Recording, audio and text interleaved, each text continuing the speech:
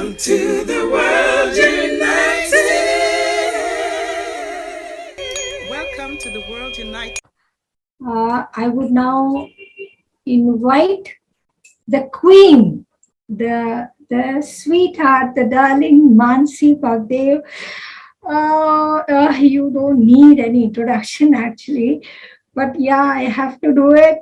So, a co-creator of Ponto Life, and she loves to nurture the heroism in kids and adults. So she is a channel for discovering the heroic potential.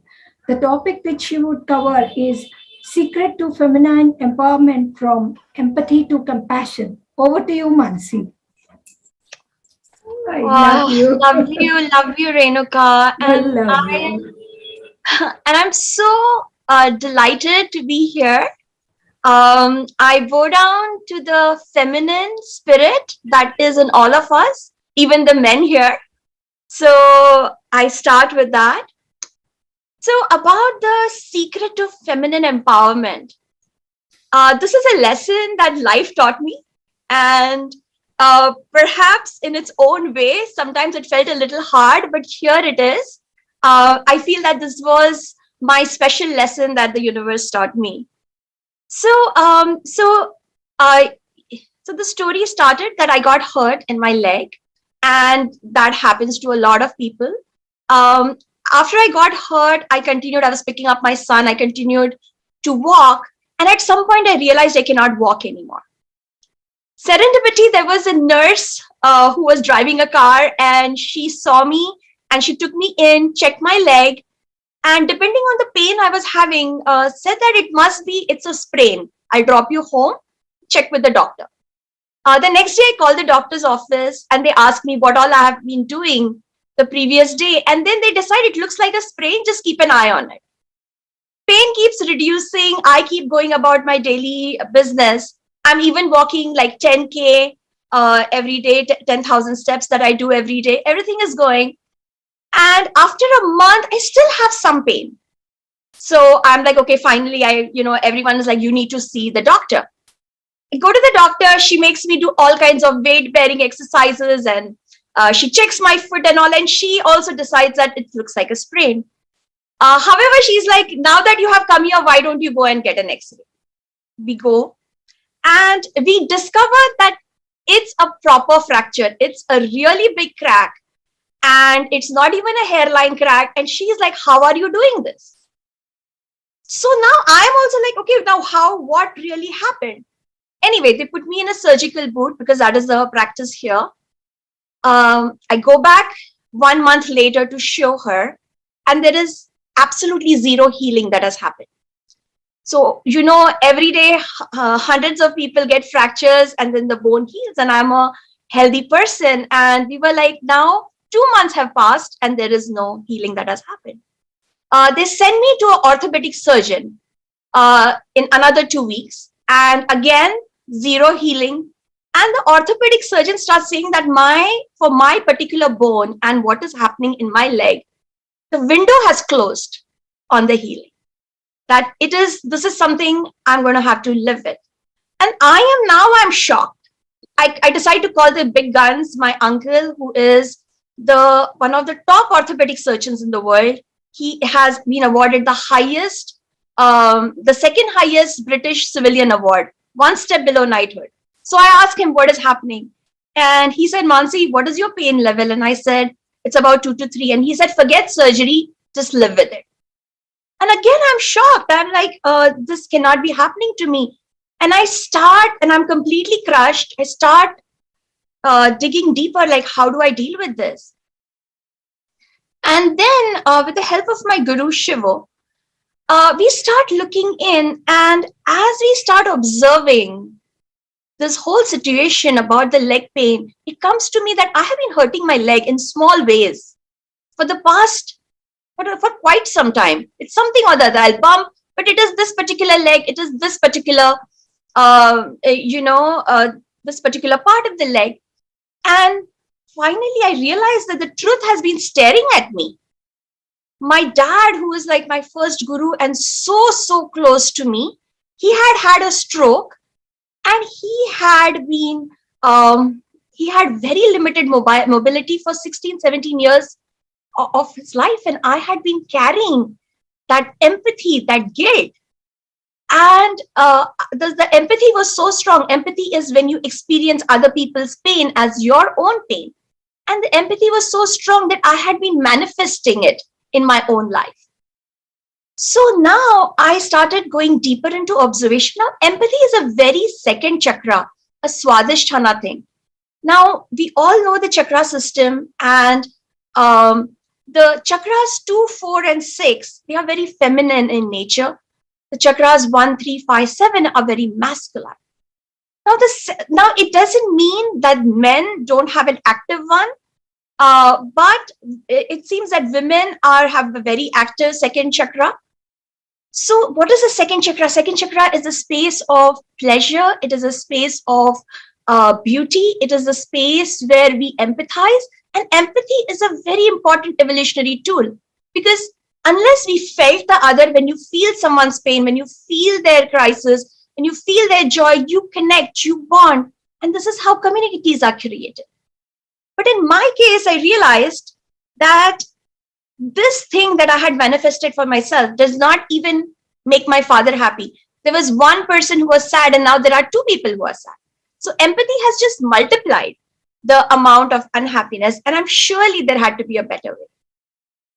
Now, when I started observing them deeper, and this is a thing of solar plexus, it's like when we bring to our empathy, we bring observation, then we are activating our solar plexus. We are tapping into our seat of power. For most women, we are very great connectors. You give us a house, we make it a home. You give us a baby, and we make it a woman, we make it a man, we infuse them, we nurture them. And we do this by bonding. However, in order to bring about change, in order to have that empowerment, we need to go into the unknown. So the Swadhisthana area is the known area. So this is where the doctors are telling me that, okay, you know what, we've looked at you medically, and nothing can be done. Swadhisthana as an area is like, Papa, I'm connecting to you more because now I feel your pain. I'm living your pain. But the solar chakra is like, okay, now let's observe this. Let's observe this in totality, because the Swadhisthana is only observing the crisis.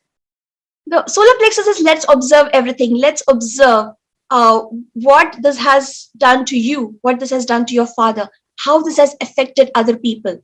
What is the potential? Like, how has your father, how has this also been an opportunity? This so-called crisis, has it been an opportunity for your father? Because my father is very psychic, and in this, his psychic prowess grew, and people would come, and he was in one place for like 2 decades. So people would continuously keep coming, get the knowledge. I started looking at all that. And as I started observing, these patterns started dissolving in me. And I started feeling good. And I felt that, okay, you know what? No matter what happens, I'm okay now. And then we went again at the 3-month, I went to the orthopedic surgeon again. And when we looked at the X-ray, now I had 50% improvement. And now the doctors were shocked. They're like, what are you doing? And I said, I just said, I'm just observing. In 2 weeks, I went, and I was now 95% healed. And now I was exponentially healed. And after this, I realized that really empathy is not enough. When we bring observation to empathy, then that becomes compassion. Now, so I took all this, and I was planning a trip to India, which was going to get cancelled, but now the trip was on again. I go to India, and then I am shocked, pleasantly shocked this time, to see my dad's core strength is increasing, because we are all connected. So even my dad started improving. And this really started my journey as a guide, because until then I was able to feel people's pain. I was even able to get psychic messages from them and relay it. Another thing about Swadhisthana is that Swadhisthana, it thrives in appreciation. We all thrive in appreciation. And appreciation is how we grow, how we bond. However, it is also very necessary to be able to constructively criticize someone, to really show them their patterns. And when you have gone through the journey of solar plexus, when you're tapped into your own power, it's not that you're just giving them criticism or you're giving them constructive feedback. Your energy is actually powering them to see that themselves. It is affecting change because you have gone through change.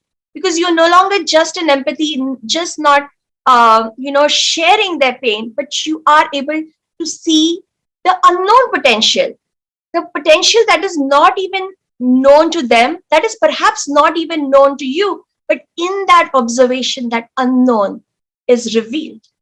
So I really feel that this is the way to power ourselves. Women have been connectors, have been nurturers for very long. And the moment they also tap into the solar plexus energy of observation, then they will elevate themselves to compassion. And in compassion, they will become leaders, they will become pioneers of change, and they will be leading a heart centered leadership in the world, which is so needed right now. And this message is not just for females, for women, it is for everyone because we all have a feminine component to us. We all have that. And and the last thing I want to say is that even though we may go into the higher chakras, maybe we are going to the sixth chakra where we are going into psychic space and we are able to channel different messages from the cosmos.